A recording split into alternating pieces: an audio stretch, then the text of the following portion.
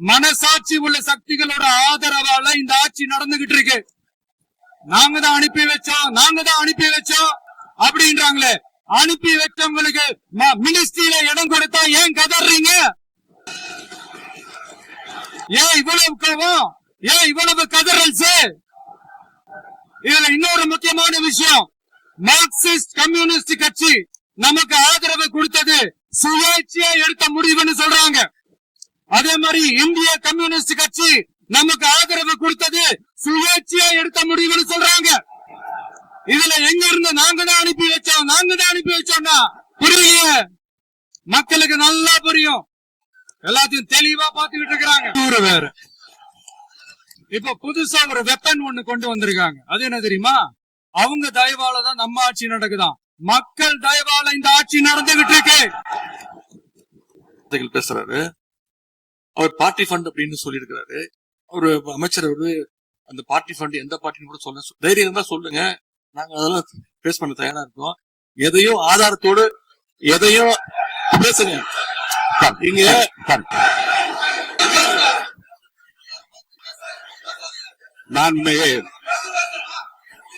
நான் அலோவ் பண்றேன் உட்காருங்க. நான் உறுப்பினர்கள். அதனால நாம கருத்தால் வேறுபட்டாலும் மக்கள் சேவை என்ற நோக்கத்துல நம்ம மாநிலம் சார்ந்த விஷயங்கள்ல நாம எல்லாரும் ஒன்றிணைந்து பயணிச்சா நம்ம தமிழ்நாடு என்னைக்கும் எதிலையும் முதன்மை மாநிலமாக திகழும். ஆளுநர் உரைக்கு நன்றி தெரிவிக்கும் தீர்மானத்தில் பேசின மாண்புமிகு உறுப்பினர்களுக்கு நன்றி. எதிர்த்து பேசினாதான் எதிர்கட்சின்னு ப்ரூவ் பண்ண முடியும்னு நினைச்சுக்கிட்டு பேசின எதிர்கட்சியை சேர்ந்த எதிர்கட்சி தலைவர் உள்ளிட்ட மாண்புமிகு உறுப்பினர்களுக்கும் வணக்கமும் நன்றியும். பதிலுரை வழங்குற அதே நேரத்துல நம்மள சட்டமன்ற உறுப்பினரா தேர்ந்தெடுத்த பெரம்பூர் தொகுதி மக்களுக்கு நம்மளோட நெஞ்சார்ந்த நன்றிகள். அதே மாதிரி ராஜினாமா பண்ணிட்டாலும் நம்மளை தேர்ந்தெடுத்த திருச்சி கிழக்கு மக்களுக்கும் இந்த மன்றத்தில் நம்மளோட நன்றியை பதிவு செய்கிறோம். அப்புறம் நம்மளோட அரசியல் பயணத்தை பத்தியும் கொஞ்சம் பதிவு செய்ய விரும்புறோம். நாம ஏதோ ஷூட்டிங்ல இருந்து நேரா வந்து சிஎம் ஆன மாதிரியே சில பேர் ஒரு இமேஜ் கிரியேட் பண்றாங்க. அவங்களுக்கு அவங்க ஆசைப்படுற லாங்குவேஜ்லயே சொல்றோம், அது வெறும் ரீல் தான், ரியல் கிடையாது. ஒரு சாதாரண நடிகனாத்தான் நம்ம கெரியர் தொடங்குச்சு. அப்புறம் அப்படியே சின்சியரா உழைச்சு மேல வந்தோம். நம்ம கெரியர்ல நாம மேல வந்ததுக்கு இந்த விஜய் ஒருத்தன் மட்டுமே காரணம் இல்ல, அவனோட உழைப்பு மட்டுமே காரணம் இல்ல.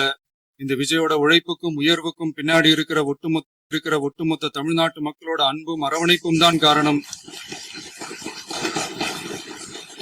ஒவ்வொரு வீட்டுல இருக்க ஒவ்வொருத்தரும் நம்மள அவங்க வீட்டுல ஒருத்தனா ஏத்துக்கிட்டதுதான் நமக்கு கடவுளும் மக்களும் தந்த மிகப்பெரிய வரம். அதுக்காகவே கடவுளுக்கு சமமான நம்மளோட சொந்தங்களான தமிழக மக்கள் அனைவருக்கும் மீண்டும் மீண்டும் நன்றி.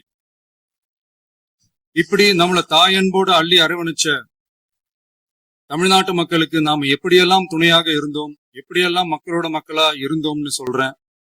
1990ஸ்லயே ரசிகர் மன்றமா இருந்தப்பவே மக்களுக்கு துணையா நிக்க ஆரம்பிச்சோம். அதுக்கப்புறம் நற்படி மன்றமாவும் அதுக்கப்புறம் விஜய் மக்கள் இயக்கமாவும் மாறி மக்களோட மக்களா நின்றுகிட்டு இருந்தோம். 2008 ஈழத் தமிழருக்கு ஆதரவா உண்ணாவிரதம் போராட்டம் செஞ்சோம். போர் முடிவுக்கு வரணும், நம்ம தொப்புள் கொடி உறவுகளான ஈழத் தமிழர்களுக்கு பாதுகாப்பான நிம்மதியான ஒரு வாழ்வு கிடைக்கணும்னு அன்னைக்கே கோரிக்கை வச்சோம். 2009 ஆரம்பிச்ச விஜய் மக்கள் இயக்கம் வழியா நம்மளோட மக்கள் நல பணிகளை எக்ஸ்டெண்ட் அண்ட் எக்ஸ்பேண்ட் பண்ணிக்கிட்டே வந்தோம். கல்விக்கு துணையா இருந்தோம், சோசியல் சர்வீஸ் செஞ்சோம், வெள்ள நிவாரணத்துல துணையா இருந்தோம், கொரோனா காலத்துல மக்களுக்கு தோள் கொடுத்தோம். விலையில்லா விருந்தகம், குருதியகம், முட்டைப்பால் ரொட்டி திட்டம், விழியகம், பயிலகம், நூலகம், இப்படி பல வழியில மக்களுக்கு துணையா இருந்தோம். அப்புறம் நம்மளோட திரைப்படங்கள்ல நம்மளால முடிஞ்ச வரைக்கும் ஊழல் எதிர்ப்ப சொன்னோம், சமூக நீதியை சொன்னோம், கல்வியை பத்தி சொன்னோம், அரசியலை பத்தி சொன்னோம். அரசியலை பத்தி பேசுனதுனால நம்ம படங்கள் சந்திச்ச இது வரைக்கும் சந்திக்கிற பிரச்சனையை பத்தி எல்லாருக்குமே தெரிஞ்சதுதான். இது மட்டும் இல்லாம 2011 நாகப்பட்டினத்துல மீனவர் பிரச்சனைகளுக்கு ஆதரவா ஒரு பெரிய பொதுக்கூட்டம் நடத்தினோம்.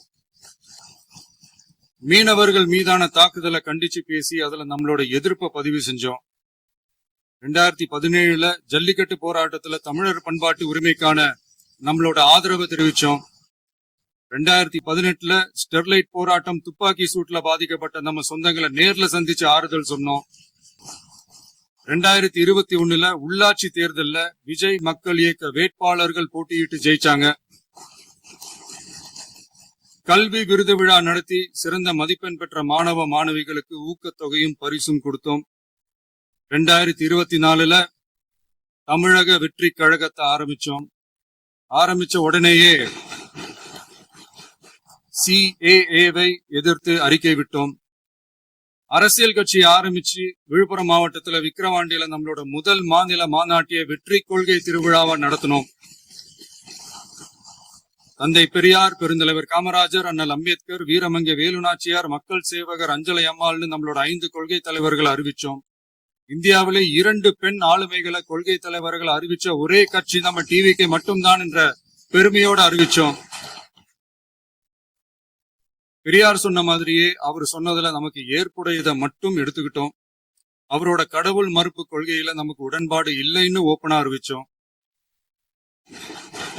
நமக்கு கடவுள் நம்பிக்கை உண்டுன்னு அறிவிச்சோம். யாரோட நம்பிக்கைக்கும் நாம் எதிரானவங்க இல்லைன்னு தெளிவா அறிவிச்சோம். பெண் கல்வி, பெண்கள் முன்னேற்றம், சமூக சீர்திருத்தம், சமூக நீதி, இப்படி பெரியாரோட கருத்துக்களை நிறையவே ஏத்துக்கிட்டோம்னு அறிவிச்சோம். அண்ணல் அம்பேத்கரோட சம வாய்ப்பு, சம நீதி, சமத்துவத்தை ஃபாலோ பண்ணுவோம்னு அறிவிச்சோம். பெருந்தலைவர் காமராஜரோட மதச்சார்பின்மையை ஏத்துக்கிட்டதோட அவரோட நேர்மையான நிர்வாகத்தையே ஒரு கொள்கையா ஏத்துக்கிட்டோம்னு அறிவிச்சோம். வீரமங்கை வேலு நாச்சியாரோட மண் மீட்பையும் சமூக நல்லிணக்கத்தையும் பின்பற்றுவோம்னு அறிவிச்சோம். மக்கள் சேவகர் அஞ்சலை அம்மாளோட விடுதலை வேட்கையையும் மக்களோட வாழ்வாதாரத்துக்காக உறுதியாக நிற்கிறதையும் பின்பற்றுவோம்னு சொன்னோம். எல்லாருக்கும் எல்லாமும் கிடைக்கணும், எம் மதமும் நம் மதம்னு சொல்லி மதச்சார்பற்ற சமூக நீதி தான் நம்ம கொள்கைன்னு அறிவிச்சோம். நம்ம கொள்கை எதிரி யாரு, அரசியல் எதிரி யாருன்னு ஓப்பனா அறிவிச்சோம். எல்லாத்துக்கும் மேல பிறப்புக்கும் எல்லா உயிர்க்கும்ன்றத நம்மளோட அடிப்படை அரசியல் கோட்பாட்டா அறிவிச்சுட்டு தான் அரசியலுக்கே வந்தோம். நம்ம மதுரை மாநாட்டுல நம்மளோட தேர்தல் அரசியல் மற்றும் ஆட்சி அதிகார அரசியல் வழிகாட்டியா அறிஞர் அண்ணாவையும் புரட்சி தலைவர் எம்ஜிஆரையும் ஏத்துக்கிட்டதா அறிவிச்சோம்.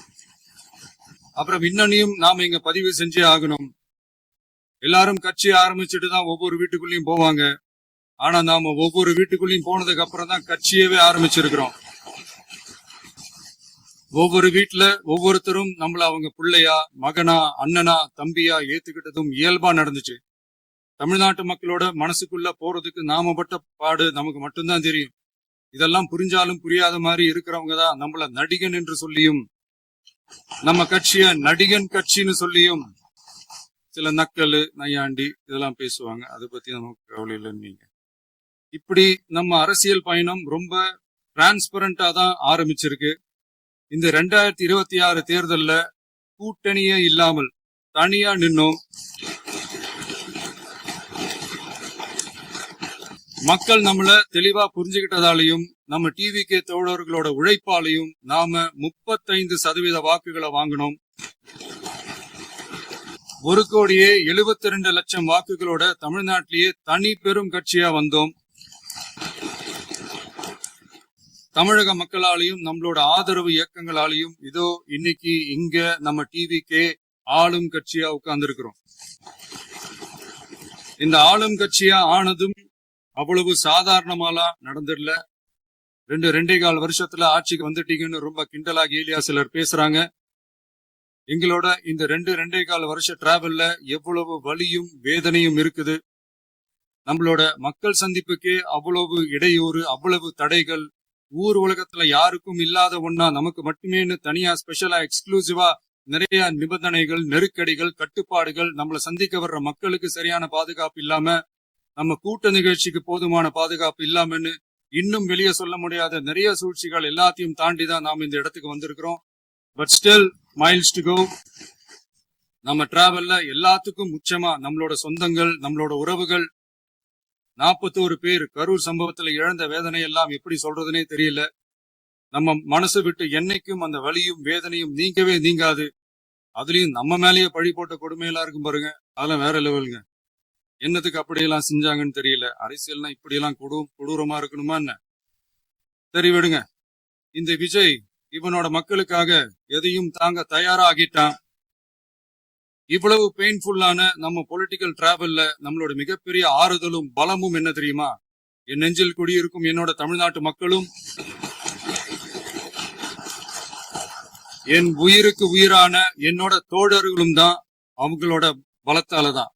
அன்னைக்கு 1967ல முன்னாள் முதல்வர் மாண்புமிகு அறிஞர் அண்ணா அவர்கள் தலைமையில் அமைஞ்ச சாமானியர்களோட ஆட்சி மாதிரி 1977ல முன்னாள் முதல்வர் மாண்புமிகு புரட்சி தலைவர் எம்ஜிஆர் அவர்கள் தலைமையில் அமைஞ்ச மிக சாமானியர்களோட ஆட்சி மாதிரி இதோ இன்னைக்கு அதே வரிசையில 2026 சட்டமன்ற தேர்தல்ல இந்த விஜயோட தோழர்கள் இடம்பெற்ற ஒரு மிக மிக சாமானியர்களின் ஆட்சி அமைஞ்சிருக்கு.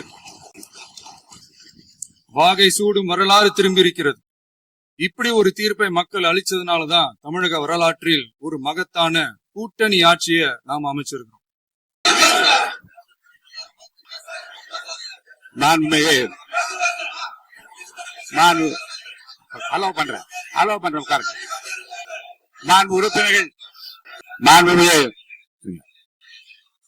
உறுப்பினர்கள் மரபு இருக்கிறது, எப்போது வேணும் பாயிண்ட் ஆஃப் இருக்கலாம். இருந்தாலும் கூட நீங்க இந்த மரபை நீங்க கடைபிடித்தீங்களா உங்க ஆட்சியில?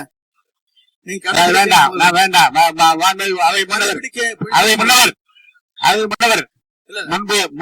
முன்பு எப்படி நடந்தால் என்பதை பற்றியோ முன்பு நடந்த நிகழ்வுகள் பற்றியோ நீங்கள் சொல்லி மீண்டும் மீண்டும் இந்த அவையினுடைய மாண்பை குறைக்க வேண்டாம் என்று நான் கேட்டுக்கொள்ள வேண்டாம். இப்போது உள்ள பிரச்சனை, மாண்பு முதலமைச்சர் அவர்கள் தன்னுடைய பேச்சை உறுதி செய்து முடிக்க வேண்டும். அவர் முடித்த பிறகு எதிர்க்கட்சி தலைவருக்கு நான் நிச்சயமாக வாய்ப்பு தருவேன். அவர் கேள்வி கணக்குகளை தொடுக்கலாம், சந்தேகங்களை கேட்கலாம், விளக்கம் தருவதற்கு மாண்பு முதலமைச்சர் அவர்கள் தயாராக இருக்கின்ற அமைதியாக என்னை அமரும்படி நான் கேட்டுக்கொள்கிறேன். இப்ப நான் அனுமதிக்க முடியாது. மாண்பு முதலமைச்சர் உரையை தொடரலாம்.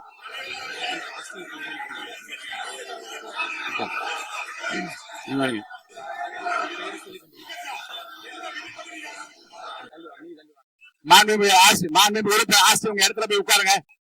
மாண்பு உறுப்பினர் ஆஸ்தின், நீங்க ஒரு மூத்த உறுப்பினர், சபை விதிகளை நன்கு தெரிந்த ஒரு உறுப்பினர், நீங்க போய் இடத்துல உட்காருங்க. முதல்ல மாண்பு முதலமைச்சர் அவர்கள் உரையை தொடரலாம். இப்போது எந்த விதமான பாயிண்ட் ஆஃப் ஆர்டர்?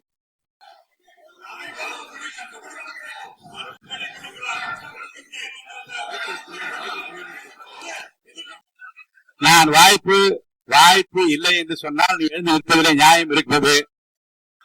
உட்காருங்க.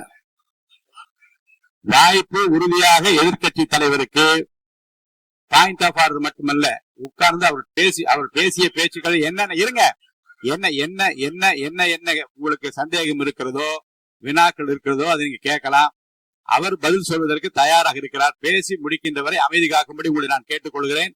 நான் எதிர்க்கட்சி தலைவர் முழு ஒத்துழைப்பை நீங்கள் தர வேண்டும் என்று நான் எதிர்பார்க்கிறேன்.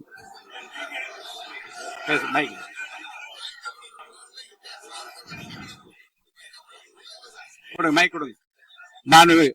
மாண்புமிகு எதிர்க்கட்சி தலைவர் நீங்க உட்கார். நேற்று நான் பேசும்போது சில அமைச்சர்கள் குறுக்கிட்டு பேசினாங்க, அதற்கு நீங்க அனுமதி கொடுத்தீங்க. அது மாதிரி இன்னைக்கு முதலமைச்சர் பேசும்போது சில வார்த்தைகள், தவறான வார்த்தைகள் பேசுறாரு. அவர் பார்ட்டி ஃபண்ட் அப்படின்னு சொல்லியிருக்கிறாரு. ஒரு அமைச்சர் அந்த பார்ட்டி ஃபண்ட் எந்த பார்ட்டின்னு கூட சொல்ல தைரியம் இருந்தா சொல்லுங்க, நாங்க அதெல்லாம் பேஸ் பண்ண தயாரா இருக்கோம். எதையும் ஆதாரத்தோடு எதையும் பேசுங்க. இங்க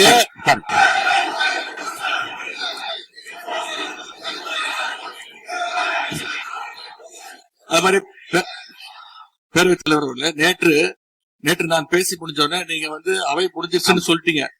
நாங்கெல்லாம் வீட்டுக்கு போயிட்டோம். வீட்டுக்கு போய் டிவி போட்டு பார்த்தா அங்க இன்னொரு அமைச்சர் இன்னும் பதில் சொல்லிட்டே இருந்திருக்கிறாரு.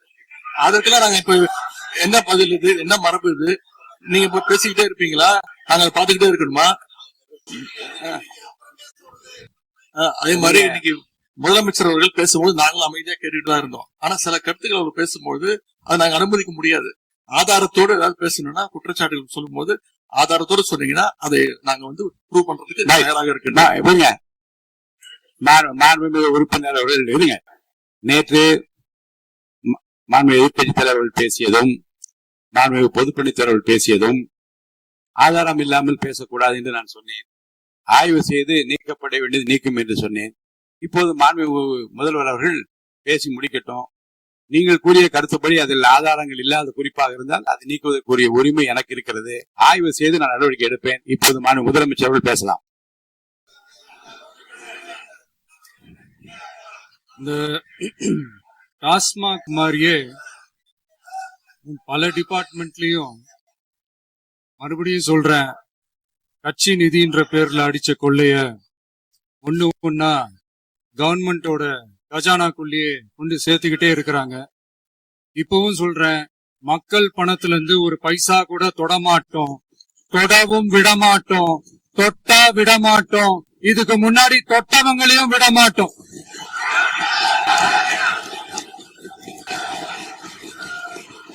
ஒவ்வொரு ஊழலா வெளியில வரும் போலயே ஒவ்வொரு வேஷமா கலைஞ்சிரும் போலயே இங்க இருக்கிற நிறைய பேரு நடுங்கி போய் இதுல நம்ம மேல அவதூறு வேற. இப்ப புதுசா ஒரு வெப்பன் ஒண்ணு கொண்டு வந்திருக்காங்க. அது என்ன தெரியுமா? அவங்க தயவாலதான் நம்ம ஆட்சி நடக்குதாம். மக்கள் தயவால இந்த ஆட்சி நடந்துகிட்டு இருக்கு.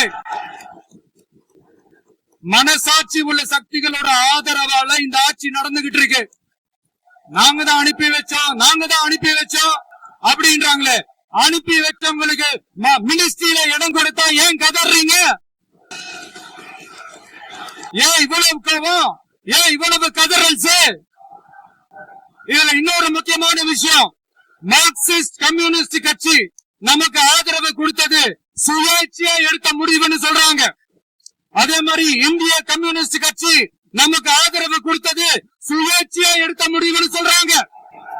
இதுல எங்க இருந்து நாங்க தான் அனுப்பி வச்சோம்னா புரியலையே.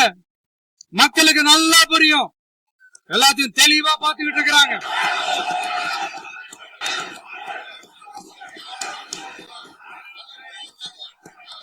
முதலமைச்சர் கண்டிப்பாக பண்ணலாம். மாண்பு முதலமைச்சர்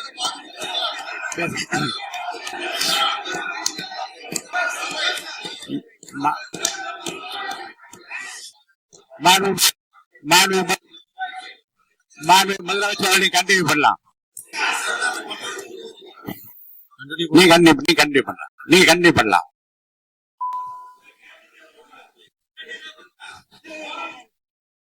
இந்த சமூக நீதி அரசுன்னு சொல்றவங்கள பார்த்து கேக்குறேன், நம்ம பட்டியலின சகோதரர்களுக்கு எத்தனை அமைச்சர் பதவி கொடுத்தீங்கன்னு கொஞ்சம் சொல்ல முடியுமா? ஆனா நம்மளுடைய அரசுல 8 அமைச்சர் பதவிகள் யாருக்கு? நம்ம பட்டியலின சகோதரர்களுக்கு. எல்லாம் நம்ம அண்ணன், நம்ம தம்பி, நம்ம தங்கச்சிங்க. அண்ணல் அம்பேத்கர் அவர்களுடைய கிட்டத்தட்ட 100 ஆண்டு கால கனவு இப்ப நிறைவேறி இருக்கு. நான் ஏன் கொஞ்சம் சவுண்டா பேசுறேன் அப்படின்னா அவங்களுக்கு கேட்கணும்ன்றதுக்காக தப்பா எடுத்துக்காங்க. அதே மாதிரி பெண்களோட பாதுகாவலர் நாங்க தான் அப்படின்னு சொல்லிக்கிறவங்கள கேக்குறேன், எத்தனை பெண்களுக்கு அமைச்சர் பதவியில இடம் கொடுத்தீங்க கொஞ்சம் சொல்ல முடியுமா? எங்க அரசுல 4 சகோதரிகளுக்கு அமைச்சர் பதவி கொடுத்திருக்கிறோம்.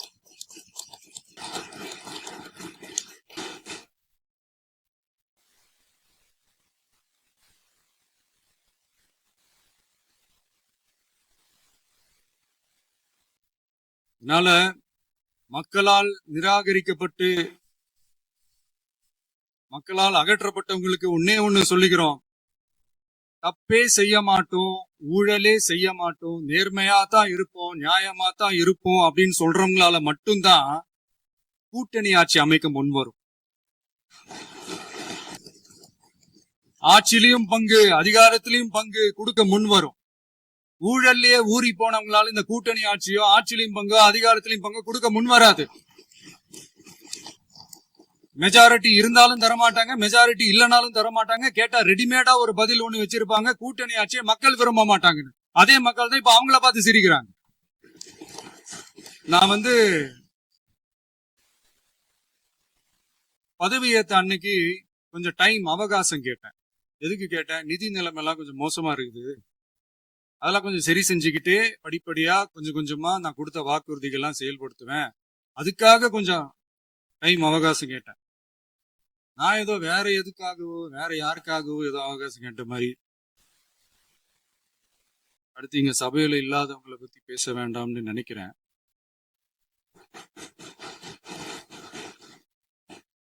இங்க நம்மளை பத்தி அவதூறு பரப்புறதோட மட்டும் இல்லாம இப்ப நம்ம மக்கள் மேலயும் அவதூறு பரப்ப ஆரம்பிச்சிட்டாங்க. மக்கள் நமக்கு ஓட்டு போட்டது தப்பாம், குடும்பம் குடும்பமா நமக்கு ஆதரிச்சது தப்பாம். இது இப்ப இல்ல, நான் சொல்றது எம்ஜிஆர் அவர்கள் காலத்துல இருந்தே. அப்பவே அவர் ஜெயிச்சப்போ அதே மக்களை தப்பு தப்பா பேசுறது. மக்கள் என்ன பண்ணிட்டாங்க, எம்ஜிஆர் என்ன பண்ணிட்டாரு, எம்ஜிஆர் என்ன இது பண்ணிட்டாரு. 50 வருஷமா ஒரே டெக்னிக்கா.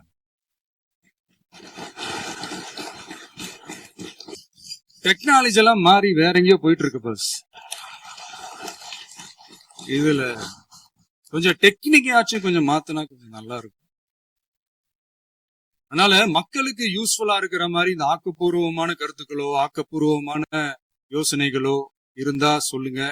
அதை நாங்க டெஃபரெண்டா எடுத்துக்கிறோம். ஆனா அதை விட்டுட்டு இந்த நக்கலு நையாண்டி சம்பந்தம் இல்லாத பேச்சு இதெல்லாம் பேசிட்டு அப்புறம் முதல்வர் பதில் சொல்லல, முதல்வருக்கு பதில் சொல்ல தெரியல அப்படின்னா அப்புறம் என்ன சோஃபா மாடல் ஆட்சியா? அது என்னன்னு புரியறதுக்கே எனக்கு ரொம்ப நாள் ஆச்சு. இந்த சோஃபா செட்டு, டேபிள் சேரு, டீபாய், பர்னிச்சர் பிசினஸ் எல்லாம் வேற எங்க வெளியில போய் பண்ண சொல்லுங்க. அப்படி அந்த பிசினஸ் தான் பண்ணணும்னா நிறைய பிசினஸ் பண்ற மாதிரி வெளியில போய் பண்ண சொல்லுங்க. இங்க சட்டசபைக்குள்ள வேணாம். அதனால ஆக்கப்பூர்வமான கருத்துக்கள் இருந்தா சொல்லுங்க. டெஃபினட்டா அது சரியா இருந்தா நாங்க ஏத்துக்கிறோம். எனக்கு ஒரு குட்டி கதை ஒண்ணு ஞாபகம் வருது, சொல்லாமா? ஒரு ஊர்ல ஒரு பெரியவர் வெயில் ரொம்ப ஜாஸ்தியா இருக்குன்னு சொல்லிட்டு கண்ணுக்கு மேல கை வச்சுக்கிட்டு இப்படி சுத்தி முத்தி தேடிக்கிட்டு இருந்தாராம். அப்ப கூட இருந்த ஒரு சின்ன பையன் என்ன தேடுறீங்க அப்படின்னு கேட்டானா. அதுக்கு அந்த பெரியவர் சொன்னாரா, அது ஒண்ணு இல்ல தம்பி, உங்க அப்பா இங்கதான் இருப்பாருன்னு சொன்னாங்க, அதான் தேடிக்கிட்டு இருக்கேன். எங்க உங்க அப்பாவையா காணோம்?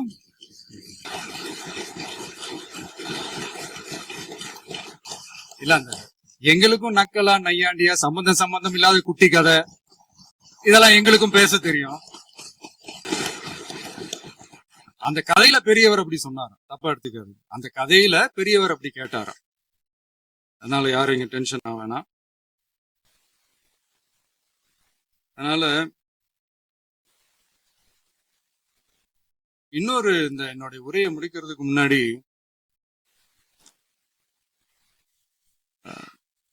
போயிட்டாங்க, பேசலாமா? உங்க கருத்துக்களை நீங்க முழுமையாக மன நிறைவோடு பேசலாம். டிவில சரி. அதான் 5 நிமிஷம் பேசுனதுக்கே கொலை தூரி இந்த ஆட்டம் ஆடிச்சு. பேசுனா அப்புறம் என்ன பண்றீங்க? கடைசியா நான் இந்த உரையை முடிக்கிறதுக்கு முன்னாடி ஒரு முக்கியமான ஒரு விஷயம் பத்தி சொல்லணும். ஆளுநர் உரை அன்னைக்கு இந்த தமிழ் தாய் வாழ்த்துக்கு அப்புறம் தேசிய கீதம் பாடினது தப்பு, தேசிய கீதம் 2 முறை பாடினது தப்பு. அப்படி ஒரு நிகழ்வு இதுக்கு முன்னாடி இந்த சட்டசபையில நடந்ததே கிடையாது. அந்த மரபையே மாத்திட்டீங்க. இப்படி ஒரு பெரிய ஒரு போர் மாதிரி எதிர்கட்சியை சார்ந்தவங்க எல்லாம் சொன்னாங்க இல்லையா? அந்த மாநில உரிமை போராளிகளை, அந்த மரபு காக்கிற உரிமை போராளிகளை ஒரே ஒரு கேள்விதான் கேட்கணும். 2021 ஆகஸ்ட் 2 ஞாபகம் இருக்கா? Centenary celebration of Tamil Nadu legislature. அந்த ஃபங்க்ஷன்ல நம்ம முன்னாள் முதலமைச்சர் கருணாநிதி அவர்களோட கலைஞர் அவர்களுடைய கலைஞர் அவர்களுடைய புகைப்படத்தை மாண்புமிகு குடியரசுத் தலைவர் திறந்து வைக்கிற ஒரு ஃபங்க்ஷன். அந்த ஃபங்க்ஷன்ல national anthem followed by Tamil Thai Vazhthu அப்படின்னு அறிவிச்சது ஞாபகம் இருக்கா? அதாவது தேசிய கீதத்துக்கு அப்புறமா 2வது முறையா, நோட் திஸ் பாயிண்ட் மாண்புமிகு பேரவைத் தலைவர் அவர்களே, பிளீஸ் நோட் திஸ் பாயிண்ட். தேசிய கீதத்துக்கு அப்புறம் 2வது முறையாக தமிழ் தாய் வாழ்த்து பாடப்படும் அப்படின்னு சொன்னது ஞாபகம் இருக்கா? அதுவும் முத்தமிழ் அறிஞர் அப்படின்னு சொல்ற நம்ம கலைஞர் அவர்களுடைய அந்த புகைப்படம் வெளியிட்டு விழாவில் அவர் இருந்த இதே சபையில தமிழ 2வது இடத்துக்கு தள்ளினது யாருன்னு ஞாபகம் இருக்கா? அது மட்டும் இல்ல, அந்த தேசிய கீதத்தை நாட்டுப்பண் நேஷனல் ஆந்தம்னு சொல்லி அதே ஃபங்க்ஷன்ல கடைசியா ஃபங்க்ஷன் முடியும் போது செகண்ட் டைம் தேசிய கீதம் பாடினதும் ஞாபகம் இருக்கா? இதே அவையில் தான் அது அவை குறிப்பிலும் இருக்கிறது. இதே அவையில் தான் நடைபெற்றது. இந்த தக்க புக்கு நேரத்தில் இந்த ஆதாரங்களை அளித்த மாண்பு முதல் அவர்களுக்கு நன்றியை தெரிவித்துக் கொள்கிறேன். டவுட் இருந்தா இந்த புக்கை பார்த்து தெரிஞ்சுக்கலாம். அதனால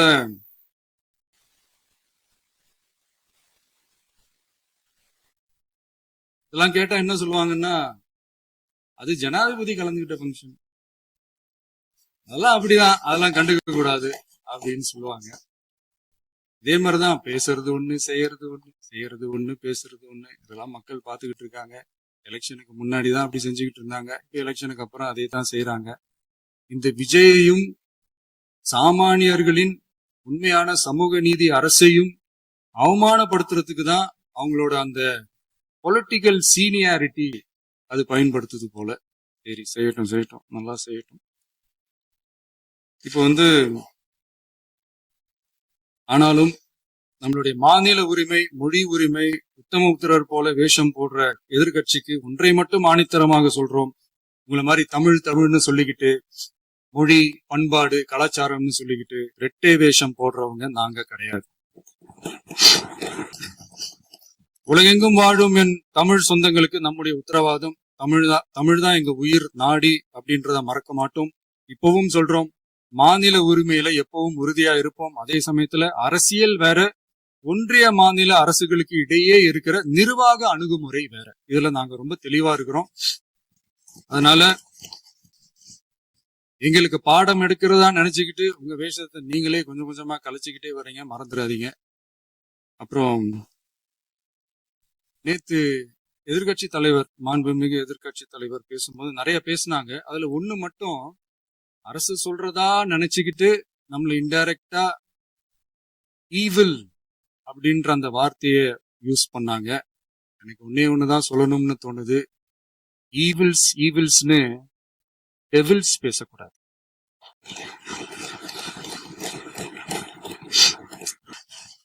அவங்க இருந்திருந்தா ஒரு ஆக்ஷன் பண்ணணும்னு எனக்கு தோணுச்சு.